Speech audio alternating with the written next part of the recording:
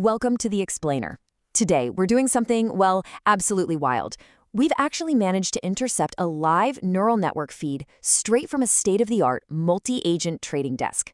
So we aren't just reading standard market research today. No, we are pulling back the curtain on a complex AI-driven simulation analyzing one of the most heavily traded stocks on the planet, Apple.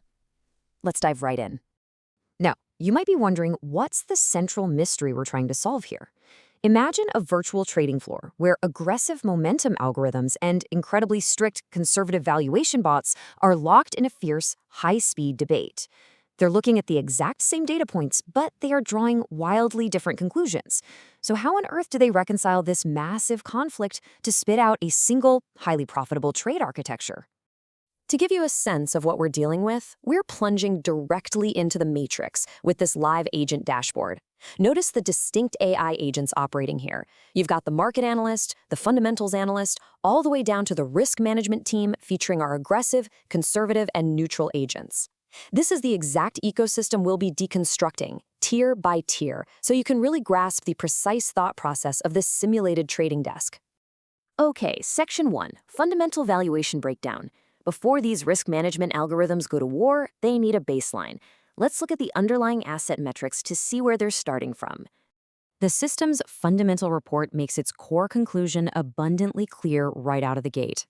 The stock is trading at a forward PE of 29.30 and a PEG ratio of 2.52. Basically, the AI knows Apple commands a massive premium valuation on both earnings and book value.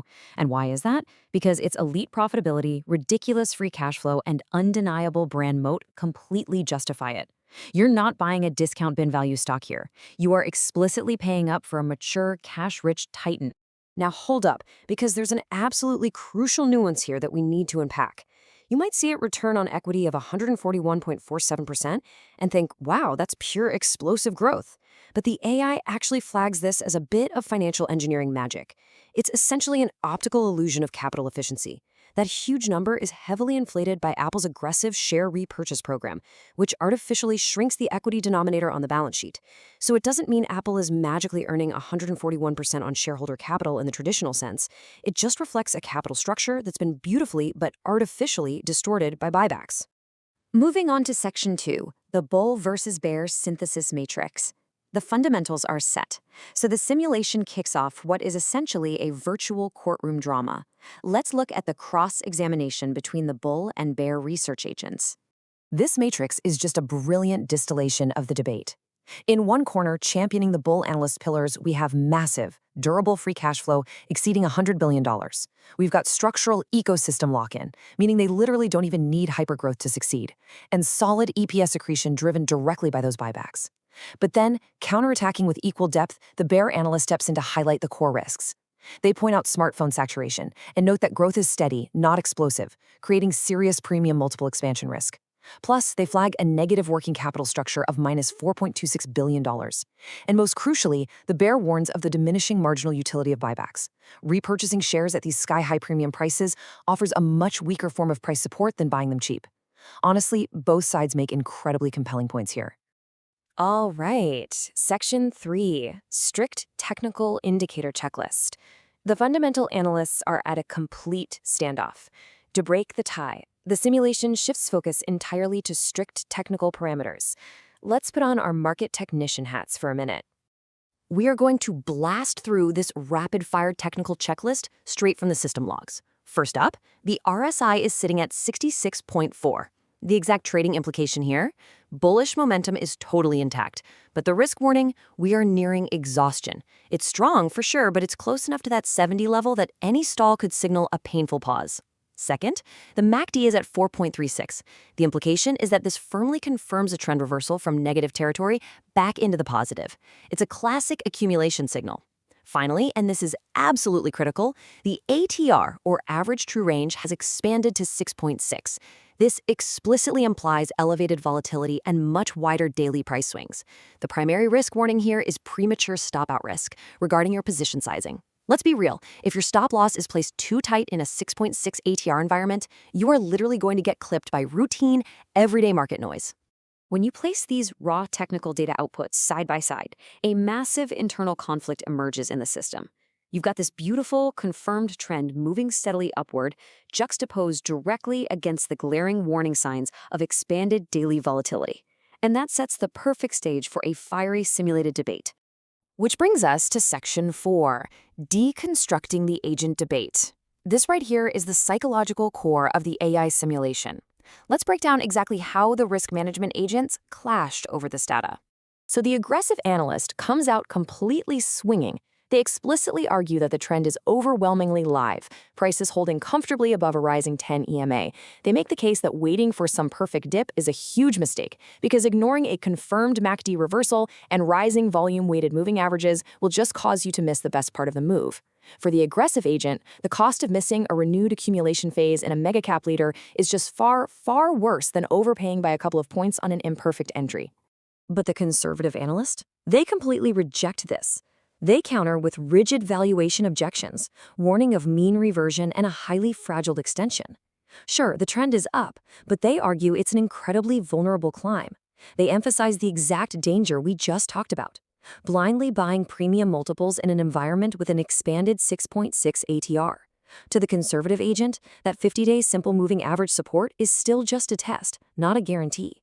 Initiating a heavy position after a sharp breakout is, in their words, simply reckless capital preservation. So how on earth do these opposing forces find common ground? Well, enter the neutral analyst. This agent brilliantly synthesizes the debate step by step. They actually concede to the aggressive analyst, agreeing that the bullish setup is highly constructive and you simply can't ignore the trend. But they also agree with the conservative analyst that the valuation and the volatility demand extreme caution. So the neutral analyst bridges the gap by proposing a cautious buy in tranches. Basically, you don't go all in, but you don't stay on the sidelines either. You just demand incredibly strict entry discipline. Section 5, Actionable Trade Execution Plan. This is the climax of our explainer. How does the overarching portfolio manager take all of this intense synthesis and turn it into a concrete, actionable blueprint? The portfolio manager steps in and delivers the final verdict: an overweight stance. And you'll notice this directly overrides the generic hold recommendation that came purely from the fundamentals earlier on. By taking the synthesis from the risk agents, the system builds a highly structured risk management architecture. It fully embraces the momentum while actively protecting the portfolio against the volatility.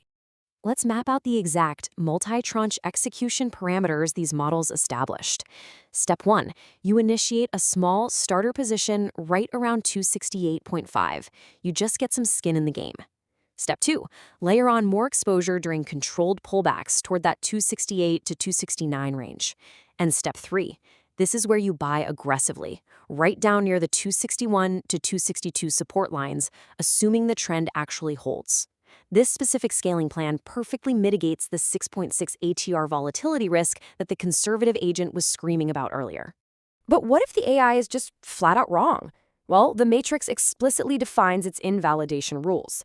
261 is your hard risk trigger. A decisive break below this level, which by the way aligns perfectly with the 50-day moving average, completely invalidates the trade setup. If it breaks 261, the trend has failed. The narrative is dead, and the simulation ruthlessly executes a firm stop loss. And the ultimate reward for taking on this meticulously structured risk? The portfolio manager reveals a final target price of 285.0, and that's modeled out over a 3 to 6 month time horizon. It's the perfect, quantifiable wrap-up to the strictly disciplined outputs of this multi-agent matrix. So, we've just watched a simulated intelligence beautifully balance fear and greed, using nothing but raw data. The aggressive agent spotted the underlying trend, the conservative agent managed the downside risk, and the system delivered a mathematically precise execution plan. So I leave you with this question. Are you ready to embrace structured, multi-layered systems to trade the matrix? Or will you let unchecked caution cost you the trend entirely? Really think about how you can apply this kind of ruthless, objective synthesis to your own analysis.